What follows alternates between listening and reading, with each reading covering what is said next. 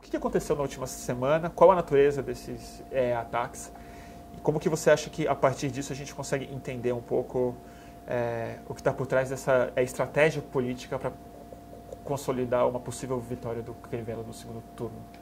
A campanha do Crivella tem sido de muito baixo nível no segundo turno. No segundo turno.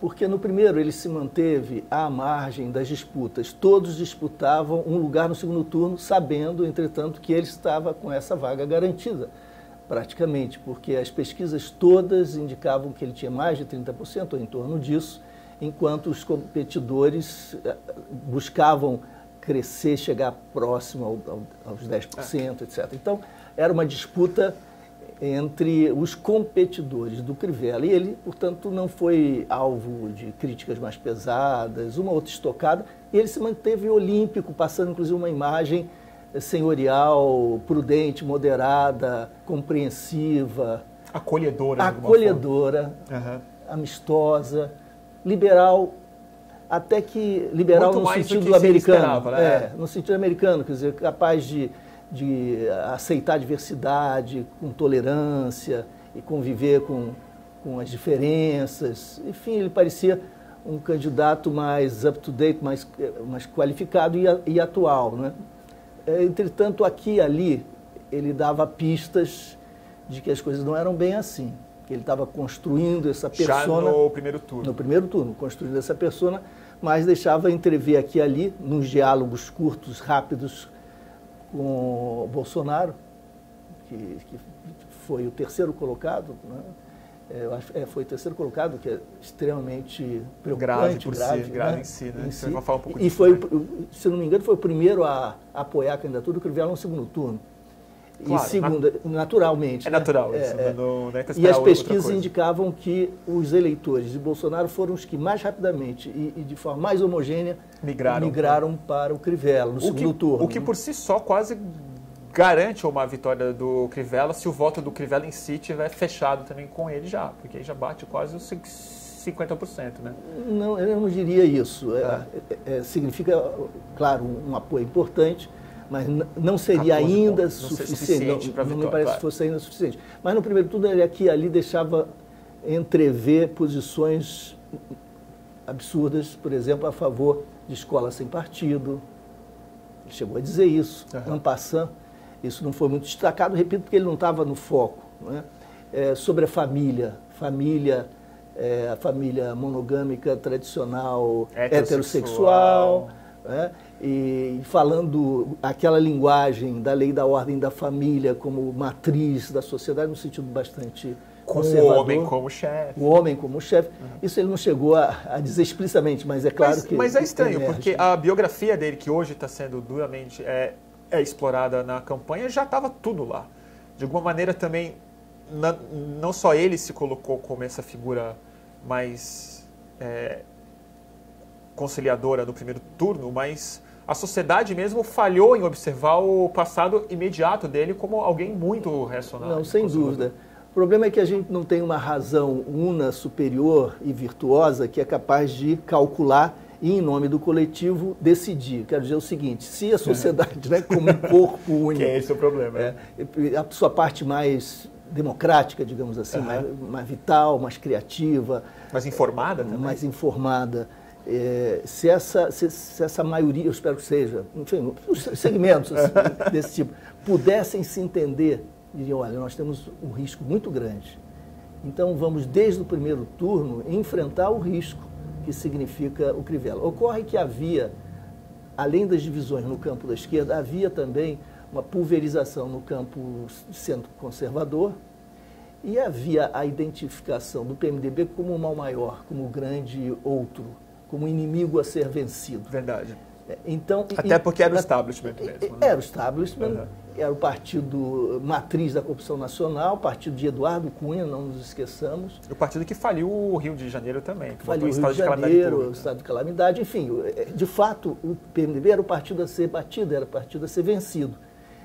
E o Crivella passou ao fundo, né, como aquela sombra que se desloca, ele não foi observado como o grande opositor. Por quê? porque se supunha que o passado se reproduziria agora. Que passado? Aquele em que ele não superava o teto. O seu teto dele. Ele tinha sempre um teto, ele ia para o segundo turno e era batido, e a impressão que se tinha na sociedade laica, digamos assim, em todas as posições, é que ele não teria condições, dada a sua vinculação orgânica com a Igreja Universal, ele teria muitas dificuldades de se tornar um candidato majoritário vitorioso. Que ele tem aquele teto que é alto, mas não é alto o suficiente para vencer uma Exatamente, majoritária, né? Em torno de 30%. Que é bastante coisa, mas não passa muito disso. Um pouco acima disso, e ele ficaria confinado a esse gueto. Houve, portanto... E quem fosse para o segundo turno teria mais facilidade de levar isso?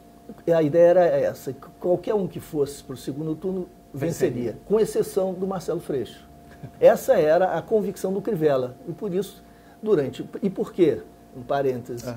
Porque havia facilidade de conexão, segundo a lógica do Crivella, de conexão do Marcelo, do PSOL, com a ideia do sectarismo, a ideia da radicalização, a ideia da exaltação da violência como forma de manifestação política. E da paranoia em relação à esquerda. A paranoia em relação à esquerda. Que está colocada no país como todo. O fato também do Marcelo não ter sido gestor, e a situação do Rio está muito complexa, ele teria de demonstrar, assim, um partido capacidade, né? Porque é como se o Freixo, apesar de ter uma biografia muito sólida mesmo, fosse mais suscetível a rumores, calúnias... Até pelas virtudes, porque os outros candidatos, eu acho que o Molon seria um caso à parte, mas os demais candidatos facilmente se aliariam uns aos outros e ao PMDB, que seria o fiel da balança, claro. Mas indo o Marcelo e o Crivella, quem que se aliou ao PMDB? Claro, o Crivella.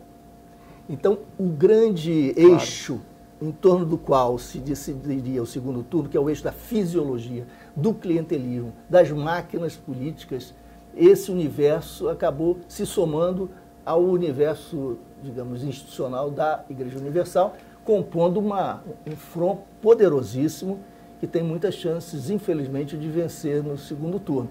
O Marcelo Freixo está muito bem, tem participado dos debates de uma forma muito inteligente, elegante, articulada, informada, está muito, muito bem, passando a imagem de alguém realmente aberto, tolerante, disposto a trabalhar em conjunto pelo Rio de Janeiro, com a convicção que ele expressa com muita firmeza de que o seu governo será um governo de técnicos, claro que uma orientação política, isso é decisivo, mas a performance cotidiana, a condução... balcão do fisiologismo clássico que define a política brasileira e que, tragicamente, ainda é majoritária, né? Isso, apesar dessa grande crise que a gente vive. Você falando isso também me vem uma outra coisa que eu sinto muito quando eu ouço gente no Rio de Janeiro falar por que não votaria no Freixo. Ou vai anular o voto, ou vai votar no Crivella, porque associa, de alguma forma, o Marcelo Freixo ao PT muito mais do que o Crivella. De acordo com todas as falhas do PT, com a desilusão gigantesca que o Brasil sente em relação ao PT. Quando foi o Crivella... Quando nada mais PT do que o Crivella. Párea hoje na política, na cabeça de muita gente, era o Crivella que estava junto com essa máquina fisiológica que a gente hoje condena tanto, né? Claro. Eu acho que aí também o peso grande da campanha solerte, a campanha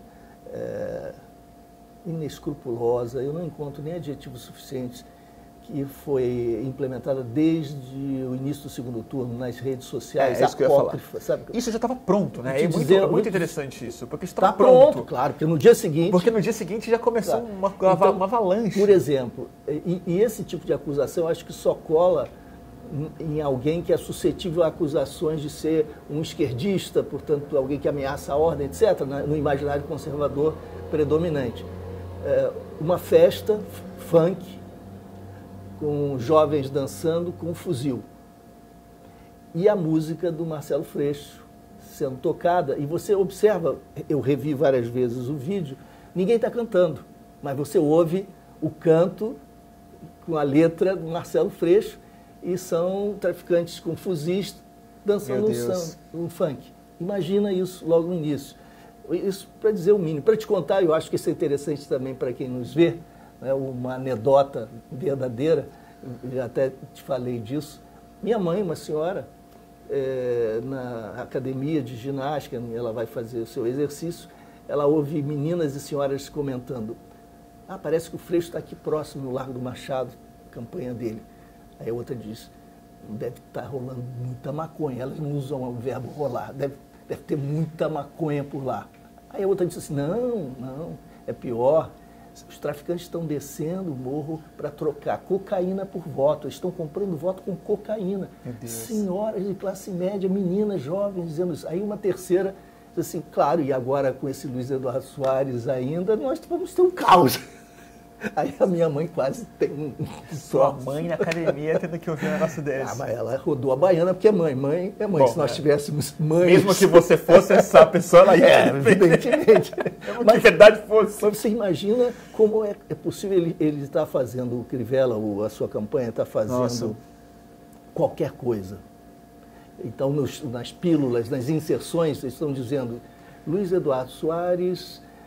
foi demitido do governo do Estado quando atuou na área de segurança por conivência com traficantes, por proteger bandidos. O clássico da condenação dos direitos humanos. Mas nem fala de direitos humanos, claro. Por conivência. E ele agora está associado a Marcelo Freixo. Vocês imaginem o que será a nossa cidade. Em outra inserção eles dizem: eles são favoráveis à legalização das drogas. Marcelo Freixo combateu as milícias. Combater as milícias, combater as milícias como um problema. Um problema. Luiz Eduardo também juntando combate com a defesa as milícias. de bandido. Por quê? Caramba. E aí ele conclui: porque as milícias são contrárias aos traficantes. Claro. Eles são pró-legalização das drogas. E aí isso é muito triste, isso, porque aí não é uma questão simplesmente de posição política ou de uma outra de partido. Vai no âmago do entendimento do Rio de Janeiro sobre o problema de segurança pública, na verdade. Sim, sim. Que é onde Isso foi parte da minha vida. Quando eu saí do governo do Rio, eu tive que sair do Brasil, foi uma situação muito... Porque eu saí porque denunciei a banda podre da polícia e da política, que se entremeavam, que se articulavam, gerando os embriões disso que nós conhecemos como milícias e desdobramentos políticos muito graves. Eu achei que eu tinha de trazer à tona tudo que eu sabia com transparência.